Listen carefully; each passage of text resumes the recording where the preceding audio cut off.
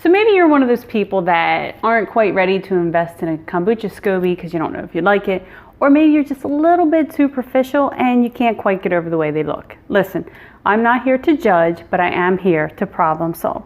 So in today's video, that's exactly what I'm doing. I'm going to show you how to make a refreshing probiotic packed drink out of pineapple.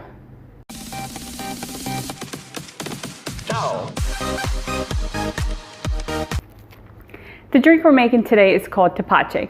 It originated down in Mexico, and the basic ingredients are pineapple rind, sugar, brown sugar, and water. There are some different variations that I'll give you in a little bit. What I love about this is that you're using material that would normally be scrapped. So most people throw away the pineapple rind. With Tepache, you get to use it up. So I really love that. We're also going to use the pineapple core. So how this works is there's a lot of natural yeast found on the rind, and the sugar will consume that, and that's what makes the drink bubbly and effervescent. So let's go over the benefits of fermenting. The biggest well-known benefits of eating or consuming fermented foods is that it provides probiotic. Probiotics are good bacteria that you want in your body, in your gut. It improves your digestive health. It also improves your immune system. Let's talk about the benefits of pineapple. Pineapple is packed with different nutrients. It also has a lot of enzymes.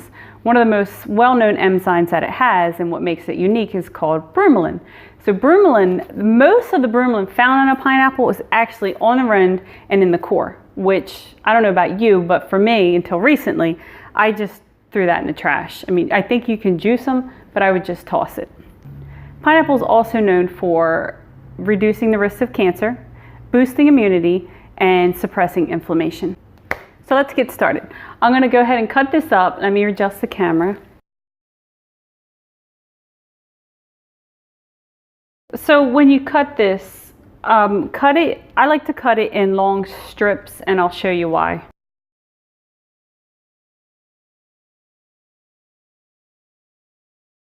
So I'll cut this up later, and I will make something in a future video that I think you'll enjoy, if you like pineapple. We have our pineapple rind and we have the core. The reason I like to use bigger pieces is because this is our brewing vessel. We're going to put the pineapple in here.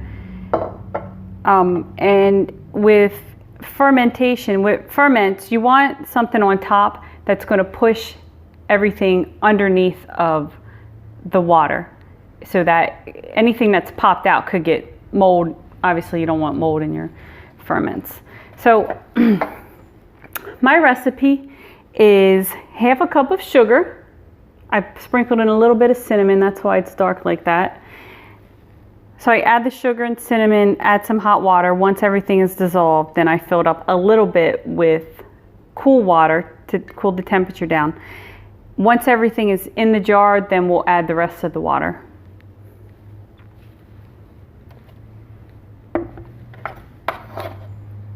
So I am going to cut the core, whoa, and then just start shoving these pieces, if they're small enough, in there. So some different variations of this. I tried making it with habanero twice. The first one was an orange habanero, and pineapple's kind of difficult to cut. So the first time you couldn't really taste it, and I put about half of a habanero as an orange habanero. The second time I put almost the whole habanero as a red one, and it was straight fire. I couldn't even drink it all because it felt like I was eating cayenne peppers. I've also seen people put jalapeno in there, which I bought one to use, but I just never got around to using it, and then it went bad. And interestingly, you can actually make a fermented drink with any type of fruit because the sugar is going to feed off of the yeast in the fruit. That's how soda was originally made.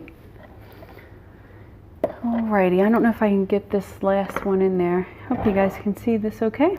I think you can. Alright. So here's our jar. And you could use a bigger jar. This is enough pineapple. I could probably make a whole gallon of this. So I filled up my jar with water, excuse me. And if you can see that everything is underneath the water. It's real important to make sure you have everything underneath of the water. That's why I like to cut the strips long. If you've ever made sauerkraut, then you know that the first piece of cabbage that you take off of the plant, you save that to put on top to push everything down. So I like to do that with the tepache as well, to make sure everything's underneath the water, which it is. So then to cover it, you can use a cloth and a rubber band, or you can use mason jar lids. I found that covering it tightly with an airlock lid seems to work best. However, if you do that, you might want to burp it every day. And burping it means just opening the lid, letting the air out, and then closing it back off. Since this is a ferment, it will have a low alcohol percentage. I think it's less than 2. I did make a batch that I had, and I had to dump it because I felt like I was getting a little too buzzed on it, and I only had a few sips. It was a little too strong. However, if you let it go too long, it will turn into vinegar. That hasn't happened to me yet. Probably would be some pretty tasty vinegar, but I have not experienced that myself. One last thing to mention is that I have one time got mold on the tepache. So you'll see about 12 hours after it started fermenting, white bubbles on the top. That's camis. That's totally fine when you're doing a ferment such as tepache. So I had the bubbles, and then there was something fuzzy. I took a picture of it, so I'll put that in right here. If you get mold, trash it, sterilize your jar. Here is our tepache. It's been 2 days. I apologize, I had planned on opening this up to show you what it looks like as it ferments, but I didn't get a chance. Today was pretty hectic. But we're gonna open it now.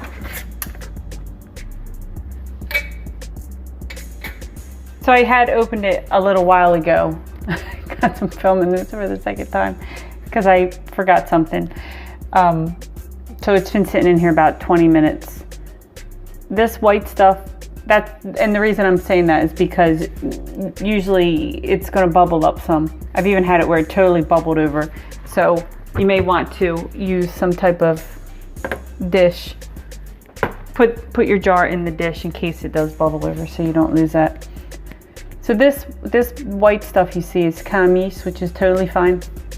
If you're fermenting in your kitchen also kombucha, I would not put these together because they can cross-contaminate, so have them in different areas of your kitchen.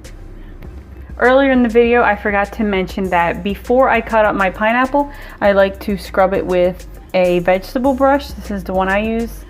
Some people say that you should not do that because you're going to be scrubbing away the yeast. However, I personally feel more comfortable washing all my vegetables and fruits before I consume them. That's up to you.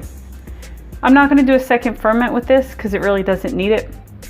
I'm just going to pour it out and then bottle it and put it in the fridge.